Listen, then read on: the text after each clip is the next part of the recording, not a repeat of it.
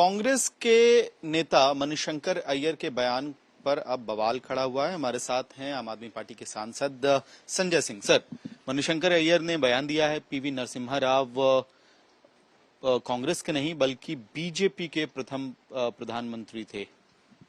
देखिए, देश को तो यही पता है कि नरसिम्हा राव जी कांग्रेस पार्टी के प्रधानमंत्री थे, देश के प्रधानमंत्री थे, कांग्रेस पार्टी से उनका रिश्ता था। अब बीजेपी से उनको कैसे जोड़ के मणिशंकर अय्यर जी देख रहे हैं, कैसे वो बीजेपी का प्रधानमंत्री उनको बता रहे हैं, इस पे कांग्रेस पार्टी को स्पष्ट करना चाहिए। कांग्रेस पार्टी को अपना बयान देना चाहिए कि वो किस आधार पर ये बात बोल रहे हैं। दूसरी बात, एक रहस्य का खुलासा इस देश के सामने जरूर होना चाहिए और मैं समझता हूं कि कांग्रेस पार्टी ही इसको करे तो ज्यादा बेहतर है कि जब जब देश के अंदर कोई चुनाव होता है, अब जैसे 2017 का चुनाव आप याद कीजिए, ठीक चुनाव के पहले मणिशंकर अय्यर जी का ऐसा बयान आता है जिसपे बीजेपी राजनीति खेलती है। अब 3 राज्यों का चुनाव है, अब फिर मणिशंकर अय्यर जी का एक बयान आया है जिसको लेकर बीजेपी अपनी राजनीति खेलेगी।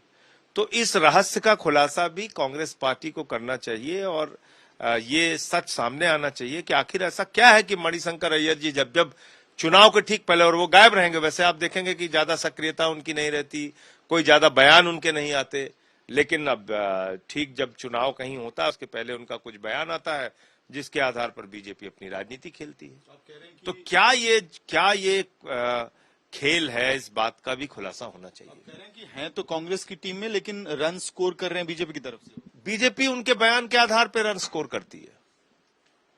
बीजेपी हमेशा उनके बयान के आधार पे अपना रन स्कोर करती है। तो क्या मामला है ये?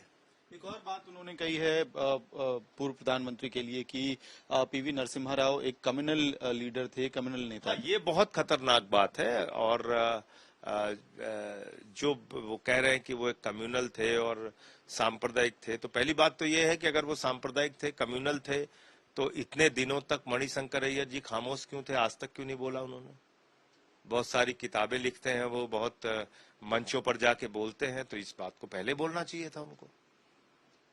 अगर वो कम्युनल थे, सांप्रदायिक थे, मुझे याद नहीं कि उनकी सरकार में वो मणिशंकर अय्यर जी मंत्री थे कि नहीं थे, लेकिन अगर वो कम्युनल थे तो कम से कम इस बात को पहले बोलना चाहिए था उनको। एक और सवाल सर, कल देश के लिए एक ऐतिहासिक दिन था।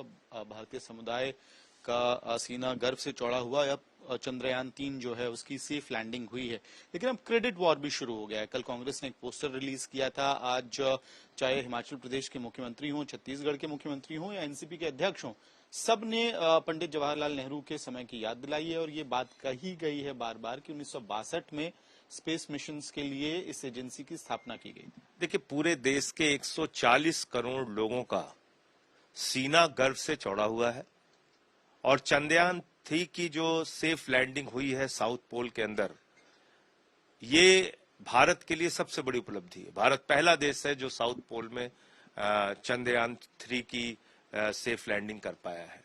तो इसके लिए विशेष तौर से इसरो के वो वैज्ञानिक जिन्होंने दिन रात मेहनत करके ये गौरवान्वित होने का दिन 140 करोड़ भारतवासियों को दिखाया है, वो सब बधाई के पात्र हैं। हम सब उनको नमन करते हैं और इसमें क्रेडिट वार की बात नहीं है और इस चक्कर में पड़ना भी नहीं चाहिए।